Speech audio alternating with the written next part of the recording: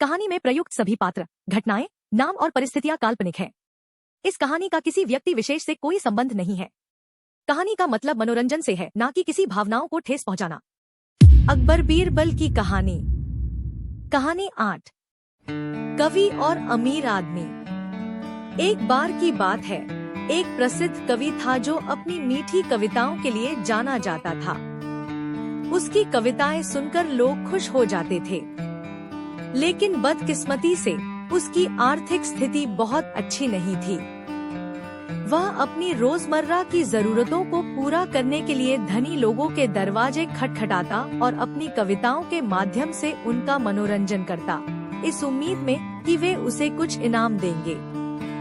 एक दिन कवि को पता चला कि शहर में एक बहुत अमीर इंसान रहता है जो कला और साहित्य में रुचि रखता है।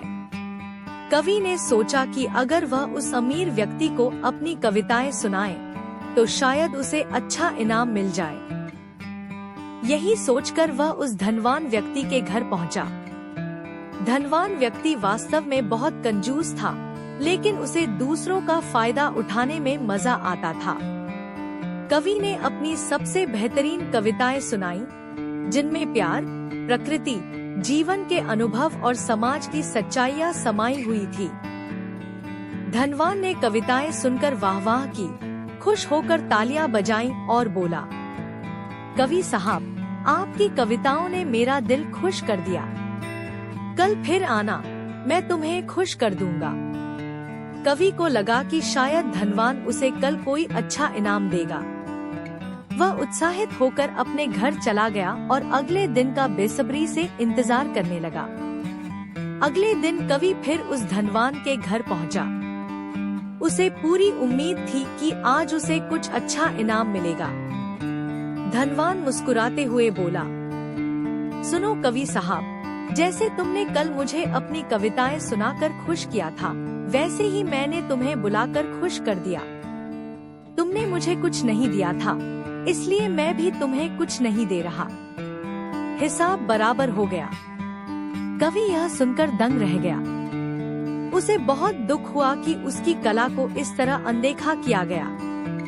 वह भारी मन से वहां से चला आया और अपनी आपबीती अपने एक मित्र को सुनाई। उसके दोस्त ने पूरी घटना बीरबल को बताई। बीरबल को यह सुनकर बहुत गुस्सा आया और उसने धनवान को सबक सिखाने की ठानी। उसने कवि और उसके दोस्त से कहा, तुम उस अमीर आदमी से दोस्ती करो और उसे अपने घर खाने पर बुलाओ। साथ ही अपने कवि दोस्त को भी बुलाना मत भूलना। मैं वहाँ पहले से मौजूद रहूँगा। कुछ दिनों बाद बीरबल की योजना के अनुसार कवि के मित्र के घर एक भव्य भोज का आयोजन किया गया और उस धनवान को बुलावा भेजा गया। सही वक्त पर धनवान अपने पूरे ठाट-बाट के साथ वहां पहुंचा। वहां पहले से ही बीरबल, कवि और कुछ दूसरे दोस्त आपस में बातचीत कर रहे थे। सब हंसी मजाक में मशगूल थे, लेकिन खाने का कोई इंतजाम नहीं दिख रहा था।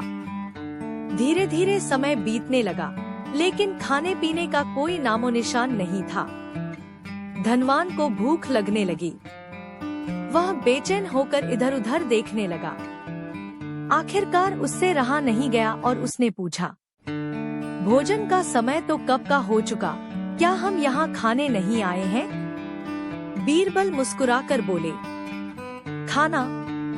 कैसा खाना? धनवान को यह सुनकर गुस्सा आ गया। उसने नाराज होकर कहा, क्या मतलब है तुम्हारा? क्या तुमने मुझे यहाँ खाने पर नहीं बुलाया? बीरबल ने हंसते हुए जवाब दिया, खाने का कोई बुलावा नहीं था। यह तो आपको खुश करने के लिए कहा गया था। जैसे आपने हमारे कवि दोस्त को केवल खुश करने के लिए बुलाया था और इनाम नहीं दिया था, वैसे ही हमने भी आपको सिर्फ बुलाकर खुश कर दिया। हिसाब बराबर हो गया। धनवान यह सुनकर शर्म से पानी पानी हो गया। उसे अपनी गलती का एहसास हुआ और उसने तुरंत कवि को बुलाकर उसे एक अच्छा इनाम दिया। बीरबल की इस चतुराई और न्यायप्रियता को देखकर वहां मौजूद सभी लोग उनकी प्रशंसा करने लगे। कवि का मन खुश हो गया क्योंकि उसकी कला का सम्मान हुआ। इस कहानी से हमें यह सीख मिलती है कि हमें दूसरों के साथ वही व्यवहार करना चाहिए जो हम अपने लिए चाहते हैं। यदि हम किसी के साथ छल करेंगे तो हमें भी कभी न कभी उसी तरह का नतीजा भुगतना पड़ेगा। ये कहानी आपको कैसी लगी कमेंट बॉक्स में जरूर बताएं और नई कहानियों के लिए चैनल को सब्सक्राइब करें। Thanks for watching the videos. Please like and subscribe for more videos.